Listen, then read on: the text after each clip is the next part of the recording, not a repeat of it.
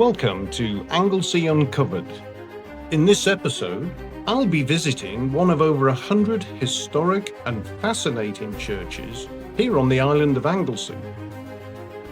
Each of these buildings has its own unique story to tell, from Celtic beginnings and medieval craftsmanship to legends of saints and seafarers. In this short video, we'll look at some of this church's history, its architecture, and the role it's played in the life of the local community for centuries. We'll look at its monuments, its mythical creatures, and its important graves. We'll even look at churches that are no longer there. Join me on this journey of discovery as we uncover what Anglesey has to offer. This is Anglesey Uncovered.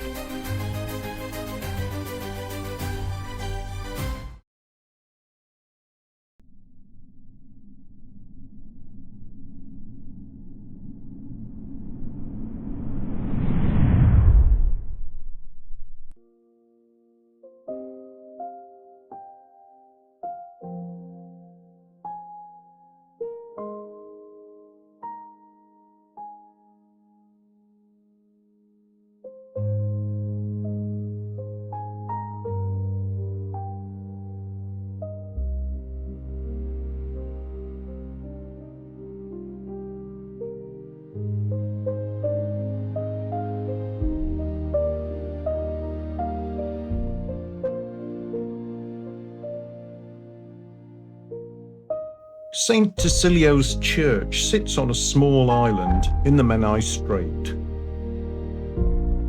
It's reached by a short causeway from the Belgian Promenade below the town of Menai Bridge. The site is associated with the 7th century Saint Tysilio, who is said to have founded a hermitage on the island around 590 to 630 AD.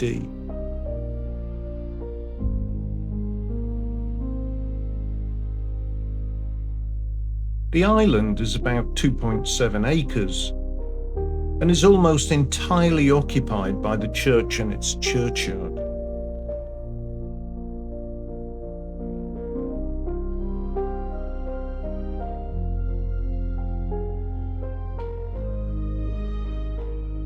The building that you see today is medieval and probably dates to the early 15th century, with a recorded late 19th century restoration and an east window built in 1896 with the addition of stained glass. There is a prominent war memorial of polished granite set on the highest point of the island and used for Remembrance Day services. The island also contains a small concentration of Commonwealth war graves. The Commonwealth War Graves Commission records 8 identified war casualties buried on the island. These include a corporal from the Australian Flying Corps, who died in 1918, aged 23.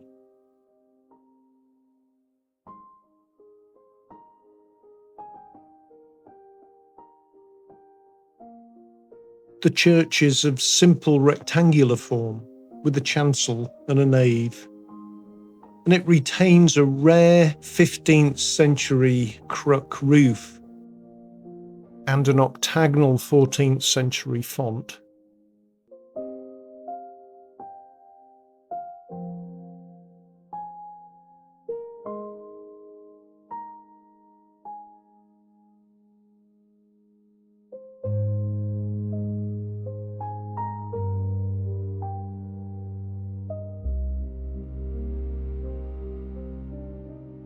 Internally, there are memorial plaques from the 18th century, an early 20th century ornamental screen behind the altar, which sits beneath the 1896 stained glass window.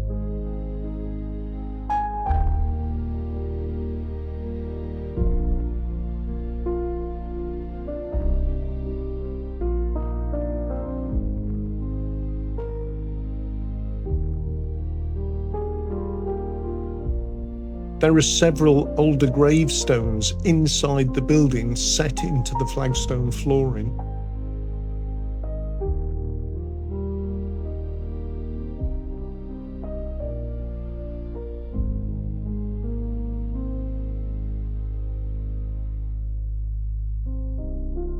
The church is listed Grade 2 for its well-preserved medieval character.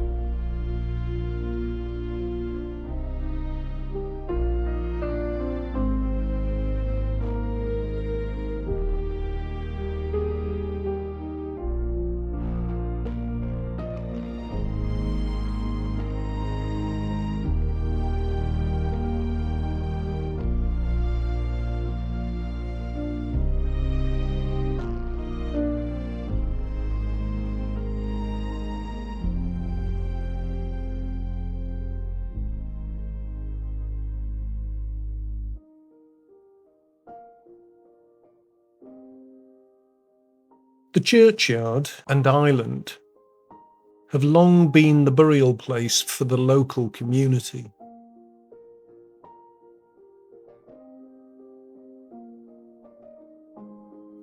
Among the individual burials and memorials of local note is Sir Albert Evans-Jones, the poet and dramatist, and who was a long-serving National Eisteddfod official. His grave is a point of literary and cultural interest for visitors.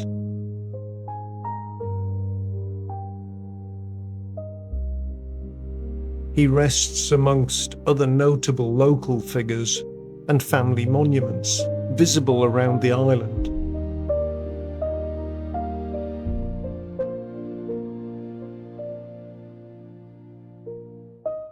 And can be found by taking the right-hand path once through the gate to the island.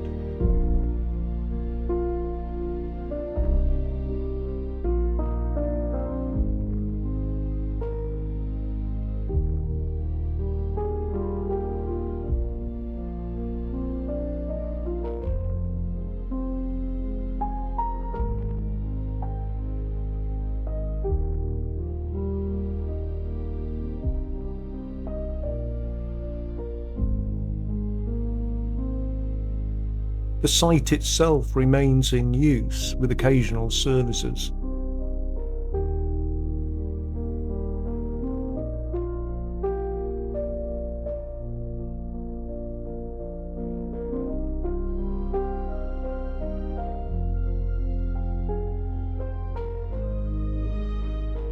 If you get the opportunity to visit the island, take a walk down the Belgian Promenade.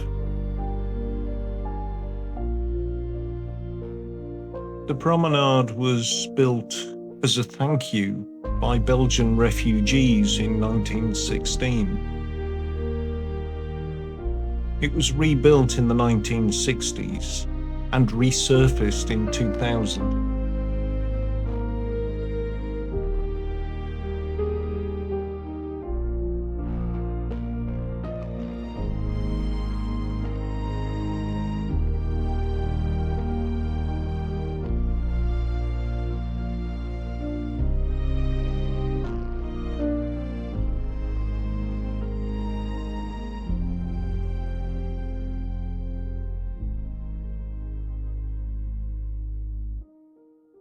The walk will take you all the way to the suspension bridge, and it's well worth the effort.